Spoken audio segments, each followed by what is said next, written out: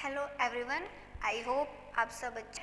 Next लिखो, इसमें इतना ही। नेक्स्ट लिखो चिक बाय जोवल। क्या हो जाएगा? चिक बाय जोवल।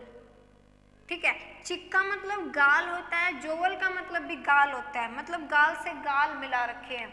होता है ना, बहुत ही मतलब लोग होते हैं, दोस्त होते हैं, फ्रेंड होते हैं, बिल्कुल ऐसे बोलते हैं कभी, मतलब बहुत ही करीबी दोस्त होते हैं जिसको गाल से गाल मिला रखे हैं किसी ने, मतलब क्या है, बहुत ही क्लोज हैं, यानी कि क्या हो जाएगा? Close together. क्या हो जाएगा?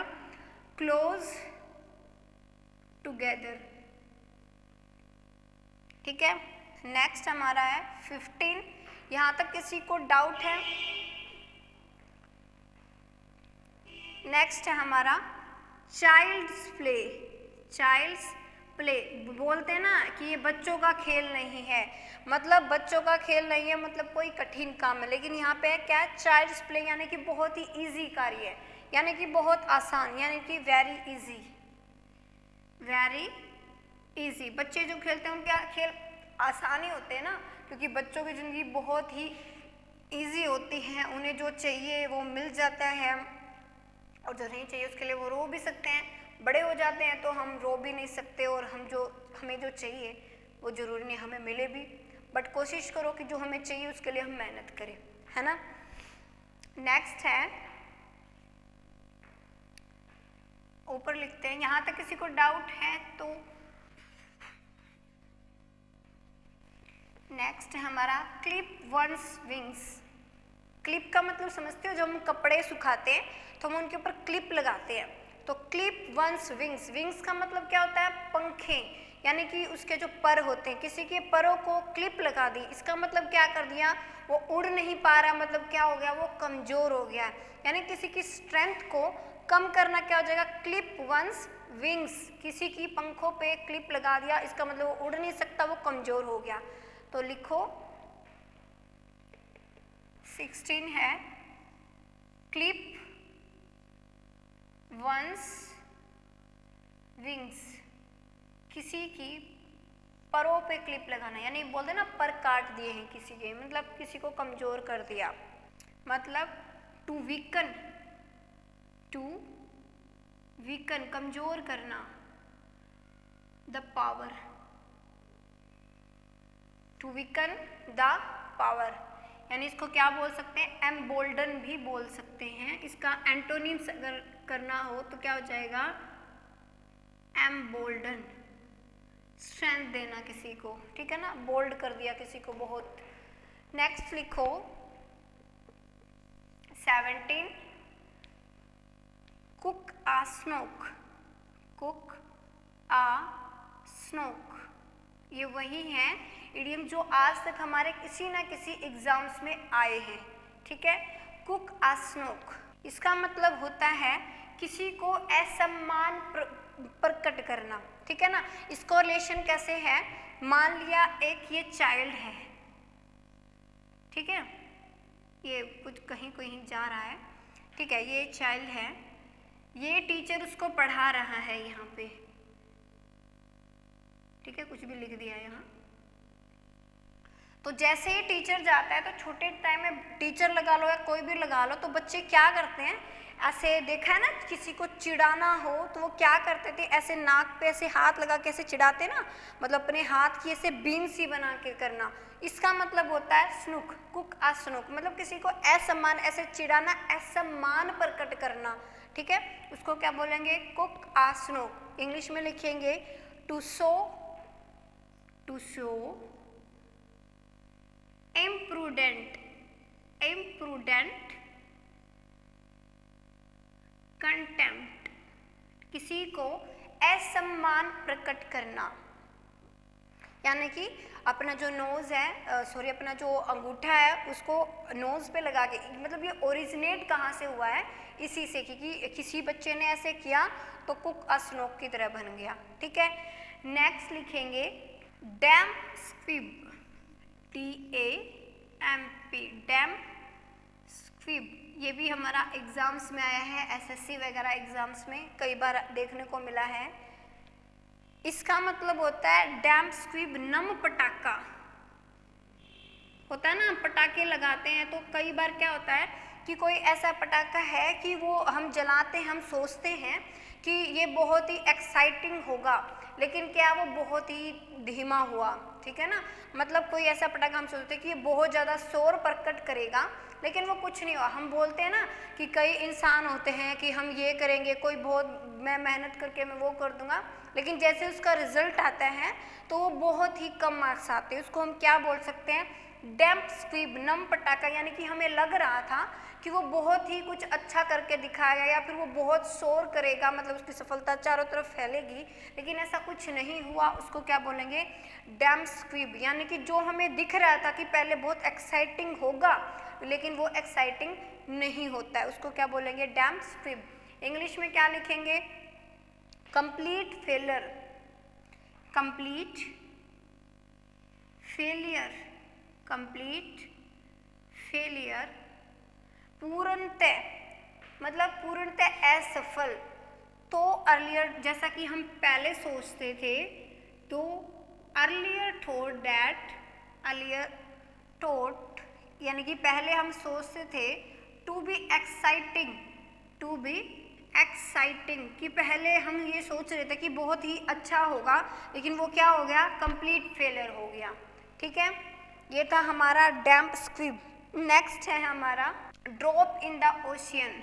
नेक्स्ट हमारा drop in the ocean. Ocean मतलब समुद्र है हमारा, मतलब हमारा महासागर, समुद्र जो भी है हमारा, कुछ बड़ा सा है, बहुत ही ज़्यादा, जहाँ पे बहुत ज़्यादा पानी होता है। तो हमारा, मान लिया हमने कोई एक चीज़ सोच ली, ठीक है, ये हमारा ओशियन है। ठीक है, ओशियन के अंदर अगर हम कोई एक पानी की ड्रॉप डाल दें तो क्या कोई असर पड़ेगा, नहीं पड़ेगा। मतलब एक बड़ी चीज़ के अंदर छोटी सी चीज़ डालना, उससे कोई असर नहीं होगा। उसको क्या बोलेंगे, ड्रॉप इन द ओशियन, यानी कि बहुत ही कम मात्रा में, इन अ इनसिग्निफिकेंट अमाउंट, यानी कि इन अ इनसिग्निफिकेंट, इनसिग्निफिकेंट, इनसिग्निफिकेंट अमाउंट, बहुत ही कम मात्रा में, है ना। समुद्र में अगर हम एक छोटा सा पानी का डाल दे ड्रॉप, उससे कोई असर नहीं पड़ेगा क्योंकि वो पहले ही बहुत सारा है। तो इन अ इनसिग्निफिकेंट अमाउंट। नेक्स्ट है हमारा डक्स एंड ड्रैक्स। नेक्स्ट है हमारा 20 है डक्स एंड ड्रैक्स।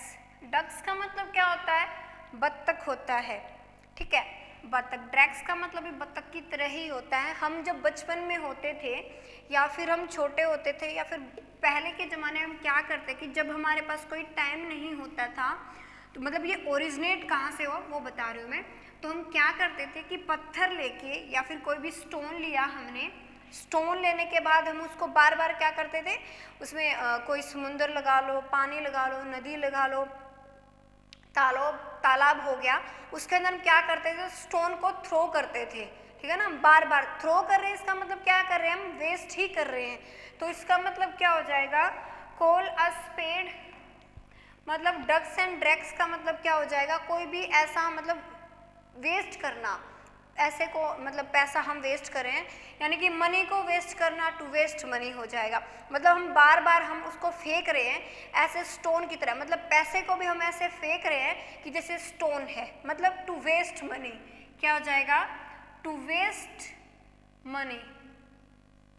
जो बहुत ही ज़्यादा पैसे खर्च करता है उसको क्या बोलते हैं, एक्स्ट्रावेगेंट। क्या बोलते हैं, एक्स्ट्रावेगेंट, खर्चीला, एक्स्ट्रा, ठीक है ना, बहुत ज़्यादा। तो डक्स एंड ड्रैक्स का मतलब क्या हो जाएगा, to waste money. Okay, next चलते हैं, डच।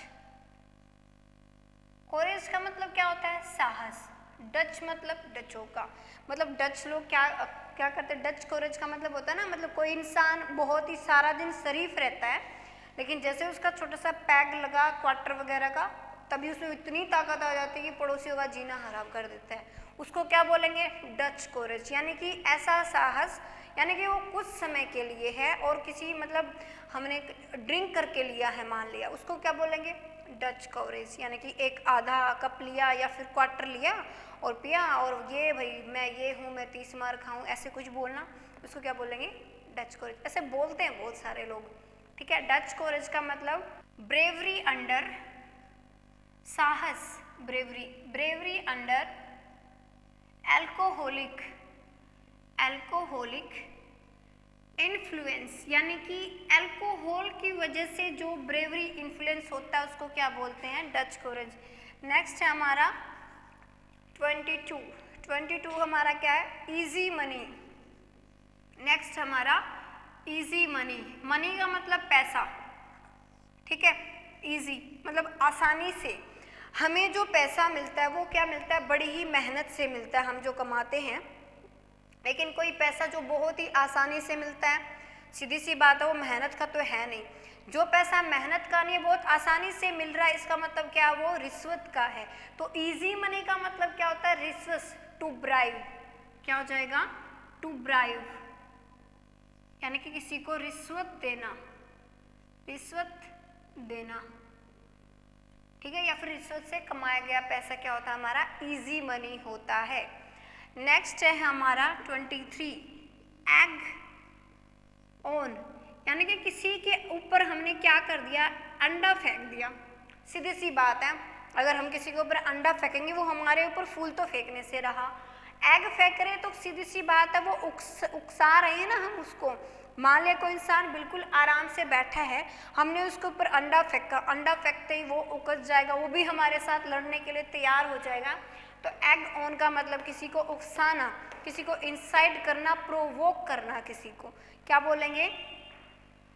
मतलब ऐसे उकसाना कि वो कुछ गलत करे हमारे लिए, यानी कि टू प्रोवोक, किसी को लड़ने के लिए उतारू करना, प्रोवोक करना। नेक्स्ट है हमारा every dog, every dog has, every dog has his day, has his day, यानी कि क्या बोलेंगे हम? कि हर एक कुत्ते का एक दिन आता है। कहावत सुनी है ना, हम बोलते हैं कि देखना हर एक कुत्ते का एक दिन आता है, मेरा भी एक दिन आएगा। यानी कि हर एक इंसान के पास एक अपॉर्चुनिटी आती है, उसकी भी मेहनत रंग लाती है, भले ही वो पहले आए या फिर बाद में आए। कई लोगों को क्या होता है, बहुत स्टार्टिंग में ही टेस्ट क्लियर हो जाते हैं, ठीक है। तो इसका मतलब कभी भी हैरान मत होना, मतलब दिमाग पे प्रेशर मत लेना कि वो पहले टेस्ट क्लियर कर गए, हम रह गए हैं, तो ऐसा कुछ नहीं है। क्योंकि कई बार ये होता है कि भगवान हमारी जो लास्ट चाबी होती है सक्सेस की, उसमें हमें सक्सेस देखना चाहता है, क्योंकि वो चाहता है कि हम इतनी मेहनत करें कि मतलब हमारी परीक्षा लेना चाहता है वो एक तरीके से। कुछ लोगों को सीधे मिल जाता है, कोई बात नहीं, जब बोलते हैं, एक कहावत सुनी है ना आप लोगों ने कि जो फास्ट सक्सेस होती है वो अंदर इंसान के अंदर क्या है? एटीट्यूड पैदा करती है, और जो स्लो सक्सेस होती है वो उसका कैरेक्टर बिल्ड करती है। तो ठीक है, एक तरीके से अगर हमें सक्सेस नहीं मिल रही है तो इसका मतलब क्या है? हमारा कैरेक्टर भगवान बिल्ड कर रहा है हमारे अंदर, मतलब जितनी भी बुरी चीज़ें हैं, सिचुएशन है, हैंडल करना हमारा फोबिया है, तो वो हमारा कम हो रहा है। तो उससे डरना नहीं है, बल्कि साहस रख के आगे बढ़ते जाना है, ठीक है ना। तो क्या हो जाएगा? Every dog has his day, यानी कि हर एक इंसान को सक्सेस मिलती है, चाहे वो पहले मिले चाहे बाद में मिले। तो क्या हो जाएगा? गुड फॉर्चून कम्स, यानी कि good Fortune comes, good fortunes या तो अभी आएगा या फिर थोड़े टाइम, कम्स सूनर और sooner, good Fortune comes sooner और लेटर, या फिर बाद में, यानी कि गुड फॉर्चून आएगा जरूर, चाहे अभी नहीं तो बाद में हमें मिलेगा जरूर, ठीक है ना। तो घबराना नहीं है बिल्कुल भी। नेक्स्ट हमारा नेक्स्ट है fish in the troubled water, troubled water, यानी कि किसी की बुरी परिस्थिति या फिर कठिन परिस्थिति में खुद को लाभ पहुंचाना। मतलब मान लिया कोई इंसान पहले स्ट्रगल को बहुत ही झेल रहा है, मतलब बहुत बुरे बुरे दिन हार है उसके अंदर, फिर भी हम उसकी बुरी परिस्थितियों में अपना कोई फायदा ढूंढ रहे हैं, तो उसको क्या बोलेंगे, fish in the troubled water. यानी कि जो फिश है वो पहले से ही एक बुरे पानी में ट्रबल्ड है, अपने आप को मतलब बाहर निकालने की, या फिर उसको सफोकेशन हो रहा है, अगर हम रिलेट करें तो पहले ही वो बहुत परेशान है और हम उसको उसी के अंदर हम निकाल ले, ठीक है, अपने खाने के लिए। जो बहुत सारे लोग फिश वगैरह खाते हैं तो उसको क्या हो जाएगा कि वो पहले से ही परेशान कंडीशन में है और उसका हम फ़ायदा उठा के हम अपने लिए यूज़ कर रहे हैं। तो इसका मतलब क्या होगा, fish in the troubled water, किसी की बुरी परिस्थिति में अपने आप का लाभ ढूंढना, फ़ायदा ढूंढना, ठीक है। क्या हो जाएगा, टू टेक एडवांटेज